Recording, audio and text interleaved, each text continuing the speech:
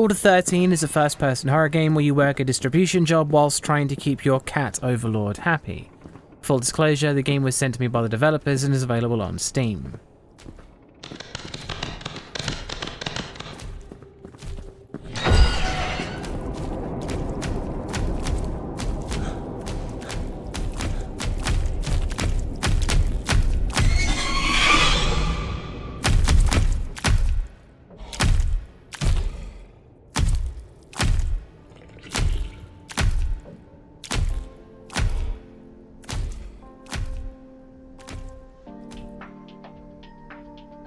Atmosphere. Your job is to find items and ship them, and all that stands between you and your job requirements is the sprawling warehouse and whatever seems to be lurking inside.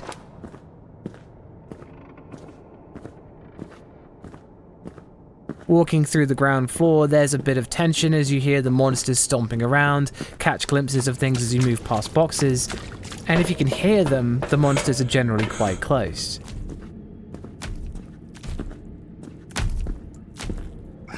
There's a bit of time pressure as well, to make you do your job as quickly as possible, which conflicts with the stealth you need to stick to get past the monsters. The time pressure is thanks to your cat having a health gauge, and if it reaches 0, your feline friend dies a tragic death of loneliness. You have a quota to make, and this is the basic foundation of the game's atmosphere. A sense of tension due to varying requirements and mechanics, with monsters to remind you that it's still a horror game. It changes as the game goes on, and you get tools to not only improve your cat's patience as well as be able to pick up more than one item to bring back and ship. The deeper you go into the warehouse with the 2 basements and the final area do get more intense, but so do the rewards and the amount of time you have to play with. As long as you keep buying sensible upgrades, the difficulty is about the same throughout, and the atmosphere steadily decreases over time, from a sense of dread as you go into the warehouse for the first time, to just a mild sense of unease when you aren't with your furry friend. That's no Harry Masons.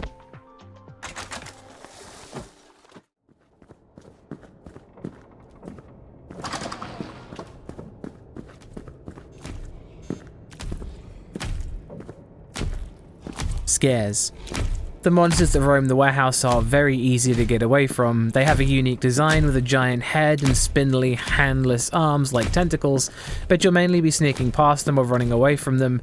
Any gap in the boxes is somewhere you can hide from, and they can't seem to do anything to you when you're in there.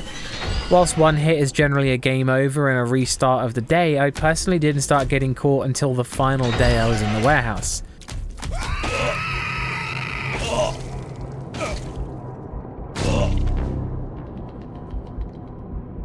There's minor changes in the design as you go further below, but the monster patterns and AI tends to stay the same.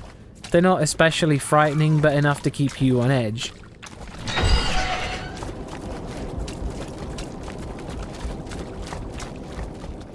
There's also a bunch of scripted events that seem to trigger at random. There weren't too many of them, and they didn't seem to leave much of an impact, with the same entity crawling on the floor appearing multiple times, sometimes in the same day.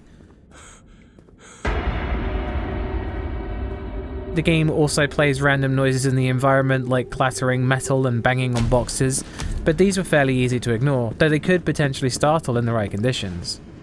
The game's scares weren't really anything to write home about, and they didn't leave much of an impact either. That's still no Harry Masons.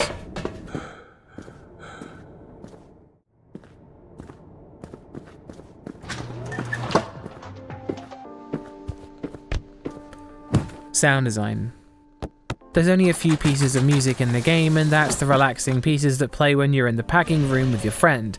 It's pleasant, disarming music and does a great job of tearing you away from what lurks outside. The lack of music outside the packing room leaves you to the random bangs, shuffling of feet, whispers, enemy noises, and other things that fill the air as you walk around.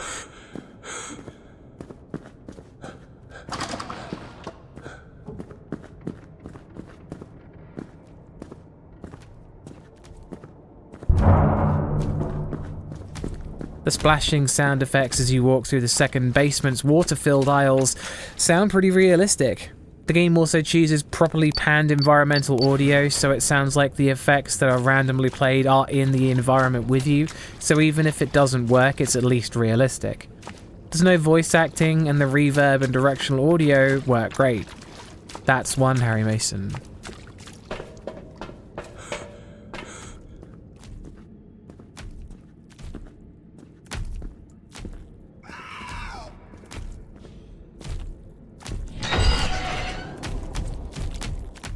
Gore.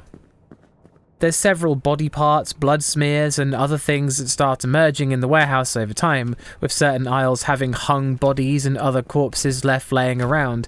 Where they came from is a mystery, and they'd be generic set decoration if you didn't have to pick up human hearts and limbs as items you needed to ship, which adds a disturbing layer to it. That's 2 Harry Masons.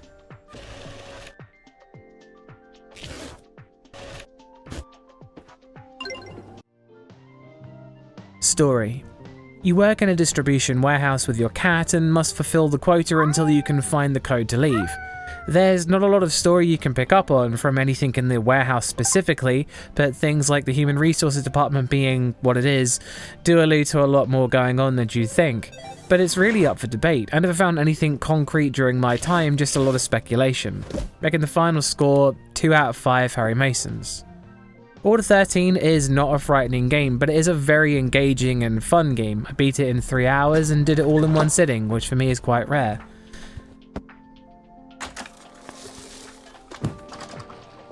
Again, I'd like to remind you the whole thing is down to my opinion of horror games. If you don't share this opinion, then that's cool, I get it. I'd like to point out that whilst I had to leave my furry friend alone, I didn't let them die of sadness, and advise you don't either. There will always be more horror reviews in the pipeline, and thanks for watching. Let's go check out Bumps in the middle of the night. Peace.